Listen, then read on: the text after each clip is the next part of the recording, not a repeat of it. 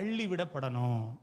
சொல்லப்பட்டிருக்கு, பாரமான பாரப்படாதீங்க, பாரத்தை கர்த்தர் மேல, அப்படித்தானே போட்டிருக்கு, கர்த்தர் மேல் உன் பாரத்தை இறக்கி வைத்து விடு. வைத்து சொல்லுங்க, விடு அப்படின்னு என்ன அர்த்தம்? விட்டு இனி என்ன செய்யாத, தூக்காதன்னு அர்த்தம். ஆமென் சொல்லுங்க. கர்த்தருடைய நாமம் மகிமைப்படட்டும். கவனிங்க, பாரத்தை என்ன செய்யணும்? முதலாவது தள்ளணும்.